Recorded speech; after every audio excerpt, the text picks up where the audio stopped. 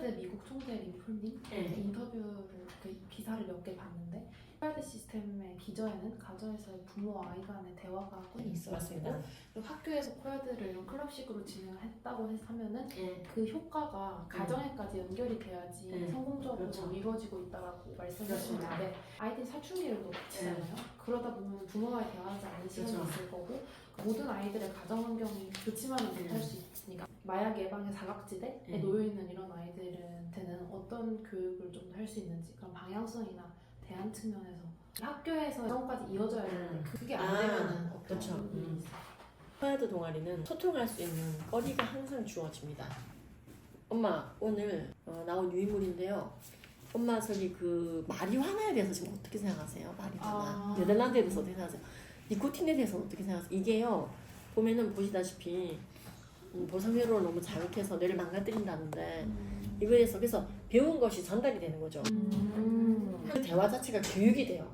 아이를 통한 전파죠. 그래서 실제로 그 미국 사례를 들어보니 아이가 이제 그런 숙제를 들고 오고 유물을 들고 오는 과정에서 아버지가 변하게 된 얘기를 듣게 되신 거예요. 이 가정 같은 경우에는 아버지의 영향으로 도리어 아이가 마리화나를 할 수도 있는 집안이었는데 아이가 이걸 함으로써 오히려 가정이 변하게 된 거죠. 적극적인 방법은 치료 효과까지 내더라고요. 일단 우리에게 있는 인프라, 기초적인 인프라, 학교라든지 기업이라든지 종교단체라든지 정기적인 모임이나 만남이 있는 모든 인프라를 잘 활용하면 거의 사각지대에 놓이는 사람이 없을 정도로 치밀해질 거라고 생각하거든요. 국가 차원에서 코야드를 잘 받아들이고 좀 정착시키는 것이 인간이 정말 어찌 보면 유일한 자원이라고 할 수 있는 대한민국에 정말 필요한 제도의 도입이라 생각합니다. 그러면 다음 질문 나눠보겠습니다. 그동안 한국가족보건협회 및 코야드 대표로서 마약 예방 교육에 앞장서 오셨는데요. 마약 예방 교육에서 실제로 유의미하다고 느꼈거나 혹은 가장 기억에 남았던 활동이 있다면 무엇이 있을까요? 일단 마약 예방 교육을 우리 강사님들한테 받은 친구들이 보내왔던 피드백, 강의 현장에서 마약은 한 번 해보려고 했는데 하면 절대로 안 되겠네. 그리고 마약은 독극물이다. 인식의 변화가 생긴 거죠. 그래서 그렇게 직접 교육받은 아이들의 인식 변화를 확인하게 될 때, 진짜 너무 보람있다 느끼고요. 또 다른 차원의 또 보람은 여기서 마약 예방 강사로 이제 배출되신 분들이, 수료하신 분들이 지역에서 여러 이제 교육청이나 학교나 또는 어떤 이제 단체에 위촉 강사로 또 활동하시게 되는 걸 보면서 처음 마약 예방 강사 양성 광고를 했을 때 금연금주 강사가 아니고 마약 예방 지도사 맞죠? 라고 오히려 언론사에서도 질문을 하더라고요. 이제 정말로 이제 그 감옥에 계신 분들 이제 교육이라든지 그런 강사분들이 아니라 정말 우리 일상생활 학교라든지 아까 말씀드린 센터라든지 그런 영역에서 마약 예방 지도사를 로서 활동하실 분들에 대한 교육이 없었던 거예요, 우리나라에. 그러니까 이게 굉장히 생소했던 거죠. 그래서 이게 마약 예방 중독 지도사인 거 맞으시죠? 하고 다시 워딩을 확인하시고 그랬었어요. 22년도만 하더라도. 그럼 다음 질문 넘어갈까요?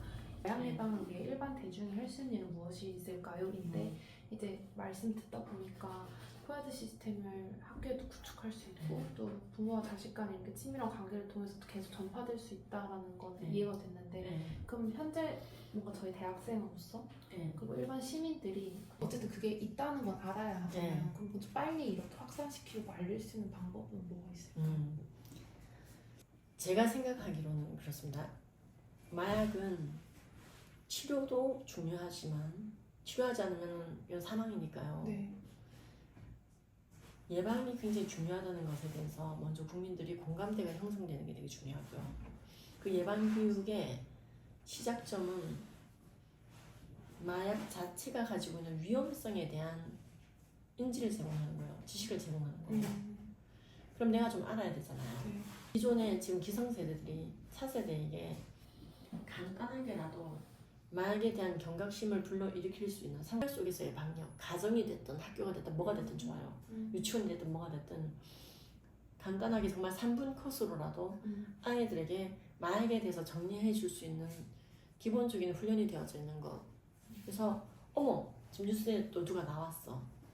근데 아이들은 그 사람이 어떻게 몸이 망가지고 어떻게 뇌가 찌그러지고 콩팥에 문제가 생기고 어떤 일들이 벌어지고 있는지는 잘 모른 채 아 저렇게 하다 걸려서 범죄 행위를 한 거야 라고 끝나지 않도록 네.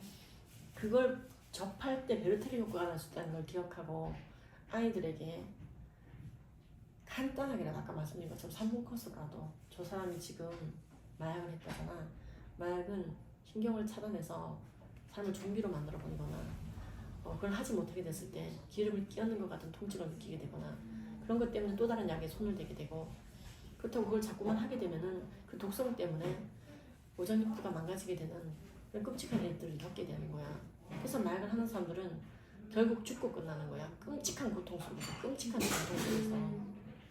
근데 왜 마약 범죄는 가족들이 많이 신고하냐면 이게 단순한 범죄가 아니라 중독적 범죄거든요.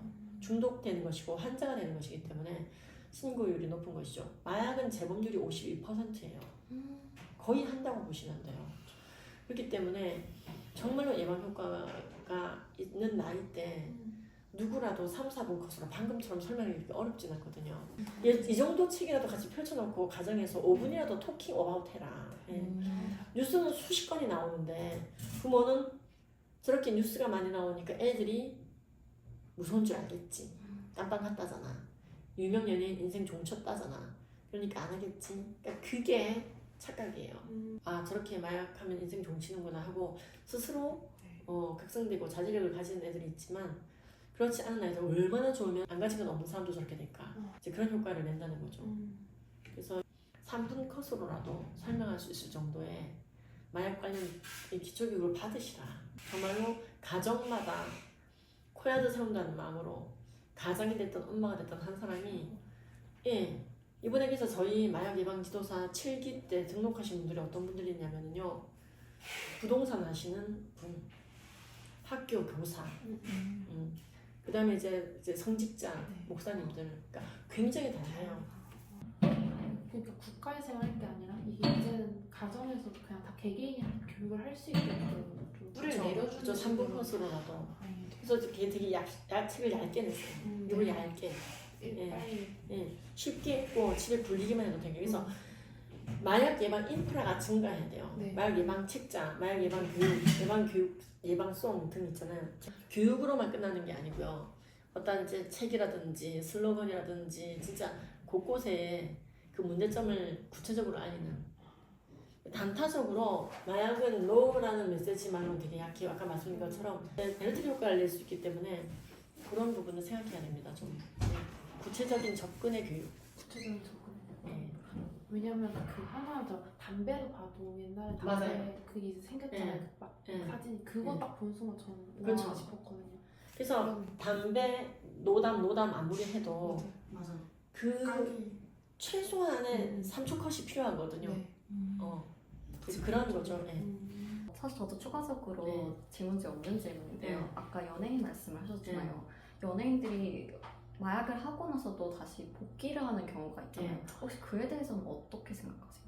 반대를 하시는지 아니면 사회복귀를 준다는 정말로 그런 분들이 복귀를 죽어도 해야겠다면 마약을 해서는 안 된다는 운동가로 복귀를 해야지. 정말 죽다 살았다 내가. 내가 마약할 때 사는 게 아니었다. 내가 마약을 하면서 너무 큰 고통을 받았고 이가 빠졌고 기억력이 떨어졌고 몸이 후들거렸고 노래 하나 제대로 부를 수가 없었는데 그렇지 않은 척 사는 거 너무나 감옥 같았다. 난 마약을 반대한다. 그래서 정말 마약 운동가로 마약 예방 운동가로 복귀를 먼저 해주셔야. 네, 그럼 이제 마지막으로 짧게 대한민국이 마약 청정국이 되기 위해서 꼭 해야만 하는 게 있으면 무엇인지 설명해 주실 수 있을까요? 모든 국민들이 수명이 길어짐에 따라 중독의 기회가 증가하고 있다는 중독 자체에 대한 통찰이 먼저 열려야 된다 생각해요.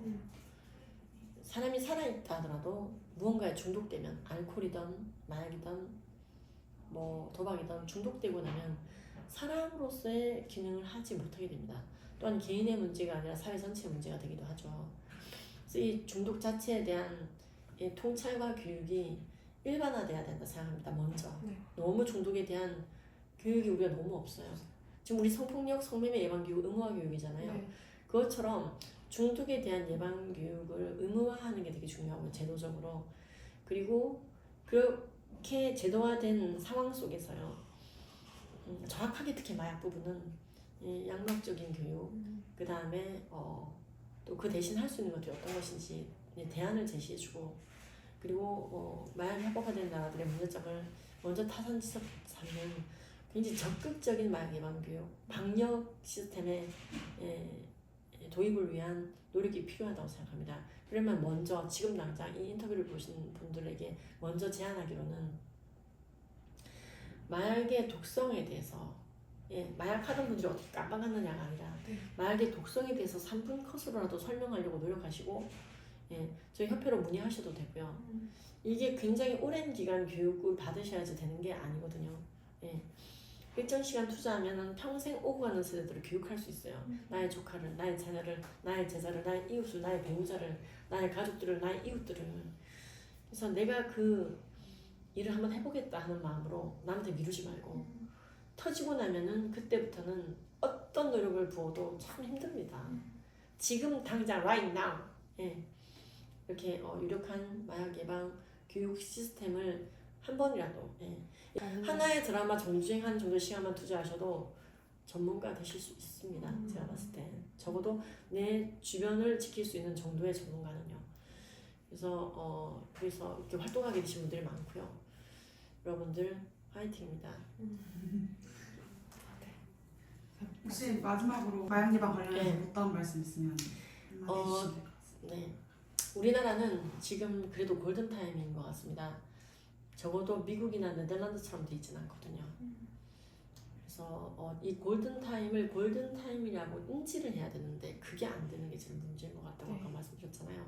즉 마약이 퍼지고 있는 것도 문제지만 마약이 심하다는 걸 이제 점점 알아가는 것도 괜찮은데 그게 내 일이 될 수 있다라는 거, 우리 가정의 일이 될 수 있다라고까지는 생각을 안 하시는 것 같아요. 그게 제일 문제인 것 같아요.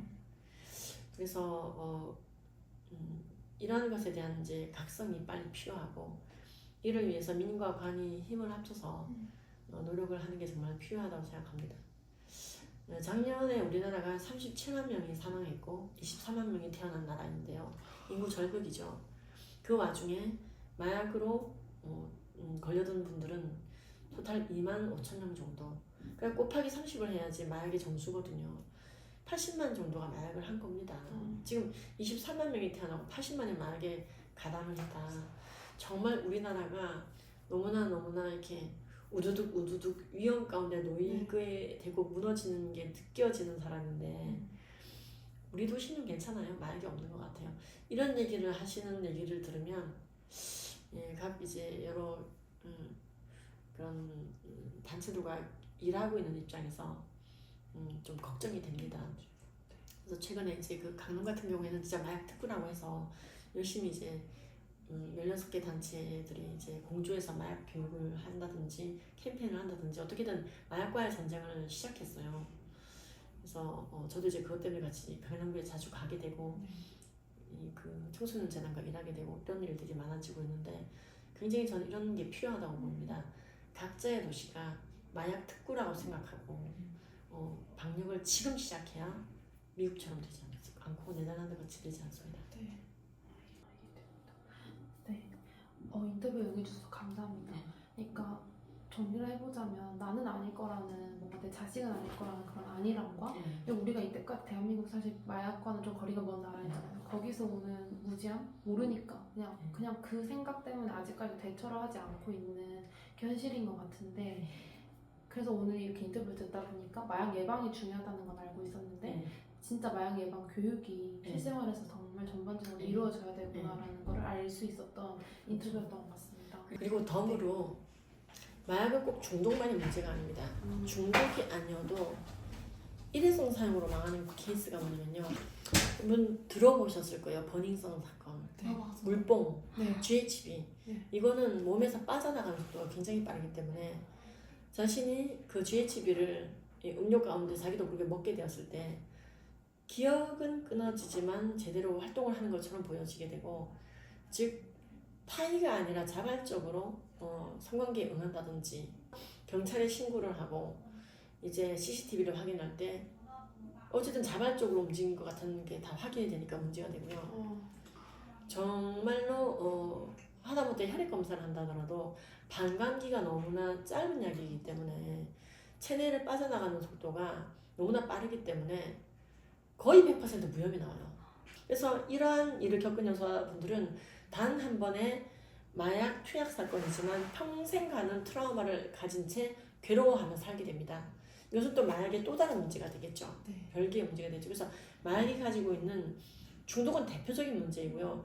그 이외에 굉장히 많은 문제들을 또 부수적으로 가지게 됩니다. 지금까지 인터뷰에 응해주신 한국가족보건협회 및 코야드 코리아 김지연 대표님께 감사한 마음을 전합니다. 오늘 인터뷰 어떠셨나요, 승아님? 네, 되게 유의미한 시간이었던 것 같아요. 무엇보다 저는 마약 교육을 할 때 그냥 결과만 알려줘도 굉장히 효과적일 거라고 생각했는데 그게 아니라 마약이 독극물이 나타나는 거를 강조하는 게 중요하다는 걸 배웠어요. 네, 저 또한 오늘 인터뷰를 통해서 마약을 단순히 호기심이 아닌 경각심까지 들게 교육을 하는 게 되게 중요하다고 느꼈고, 그래서 저희 글로우업 팀이 마약 예방에 앞장서도록 하겠습니다. 그래서 이제 마약 청정국이 우리나라가 되기 위해서는 마약 예방이 중요하다는 것을 알게 되었고, 특히 그 중에서도 마약 예방 교육이 중요하다는 것을 느꼈던 오늘 인터뷰였습니다. 지금 이 영상을 보고 계시는 분들은 마약에 절대 손대지 마시고 주변 가족분들과 친구분들과 더욱 행복한 시간 보내시길 바랍니다. 지금까지 제17기 저스티스 서포터즈 글로브였습니다. 감사합니다.